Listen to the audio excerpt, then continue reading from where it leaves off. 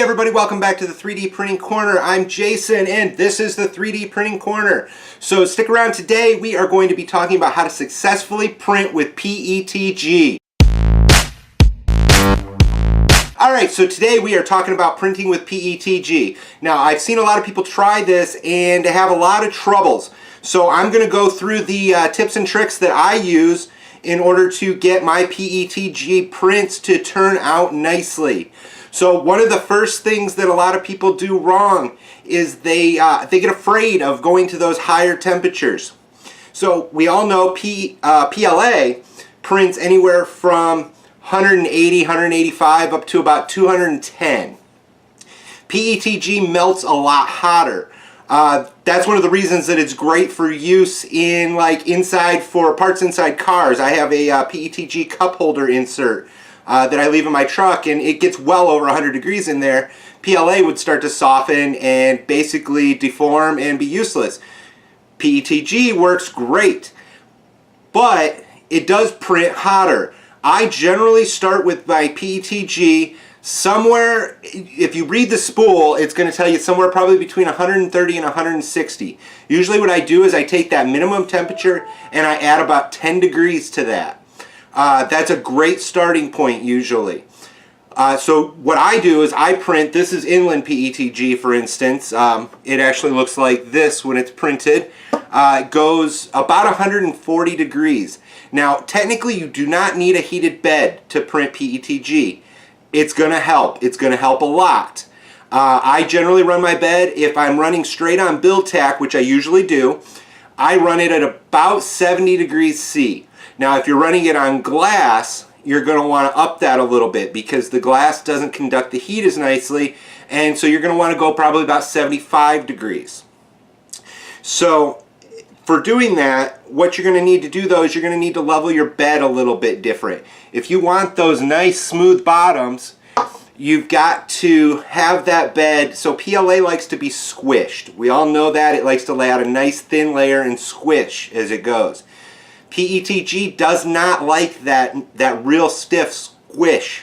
I generally keep my bed and my nozzle about 1.5 times the distance away from the bed that I would for PLA, so that it doesn't squish it quite so much. What happens is it'll start to give it that nice squish, but then it gets dragging in the nozzle and you end up carrying around a big clump of PETG until you end up with something that looks really bad and is going to be really hard to clean off of your hot end. So that's my first tip. The second tip is when you set up that bed level, like I said, about 1.5 times what you're using for PLA, make sure the bed is level. If you're off at all, what'll happen is that it'll get up to that side that's a little bit higher and it'll start to drag because you're now all of a sudden closer than you should be. Because remember, we said we want to be 1.5 times what we are for PLA. Well, now you're down to what you would be for PLA or smaller, and it's going to start to drag and then it's going to ruin your print. Cooling. A lot of people will tell you you don't need cooling for PETG, which is true, but it's going to help you get a lot better bridging. It's going to help just kind of set that plastic up as it moves to allow your layers to laminate together really nicely. It just makes it smoother and flow a lot better. So that's tip number 2.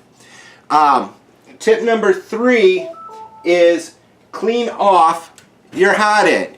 Everybody knows we get these little pieces that slide out of our hot end as it warms up. Those will build up on the nozzle and they'll create a spot for the PETG that's supposed to be sticking to the bed to build up a clump on the nozzle.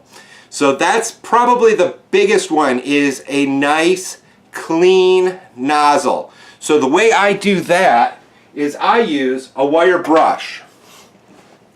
Use a brass one. I picked this one up at an Ace Hardware. It cost me maybe a couple dollars for a 2-pack. And just take it and just brush your nozzle just a little bit while it's warm, and that'll cause it to either pick up the lumps or it's going to allow you to use a set of tweezers. Every single 3D printer should have a set of tweezers with it to grab those little clumps and pull them right off the nozzle, and you'll be good to go. So let's go ahead and take a look at how the prints are turning out for me. So here is a Rex. You can see he's perfect. He's got a nice eye there. No stringing on him at all.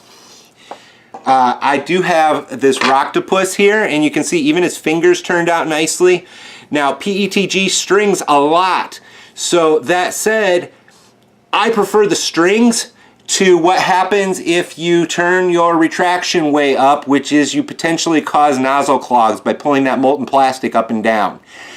I actually turn my retraction down. That allows me to do things like this faceless. I mean, you can see here, he is perfect. This is done with 1.5 millimeters of retraction done at 35 millimeters per second. Now, a lot of people will tell you to turn your retraction up and do more retraction. Don't do that, because if you do that, you're going to cause yourself jams and it's just going to be a pain in the butt for you. So here's several PETG prints that I've done. These are all in Hatchbox or Inland. You can see they all look really, really, really nice. So those are all the things that I do to get PETG to print nicely. I make sure that my nozzle is not quite so close to my bed as it would be for PLA. I generally print it at about 240 degrees. I use a hot bed, about 70 C or even 75 C if you've got glass. I run at about 65 millimeters per second. That's a little slower than I do for PLA. That's another tip. You're going to want to slow down just a little bit. And then I do the opposite of what a lot of people tell you to do, which is I turn my retraction down.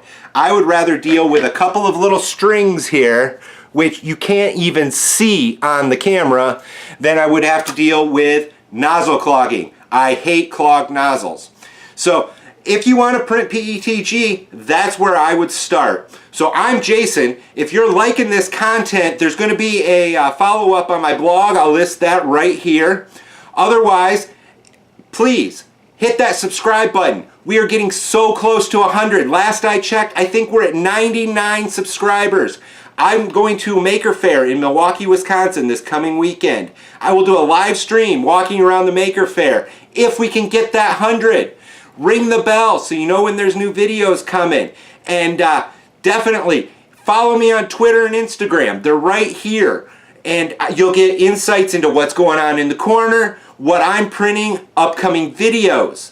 All right, everybody. I am Jason. Click that subscribe button. Get us over 100. This is the 3D Printing Corner. Everybody, y'all have a good day.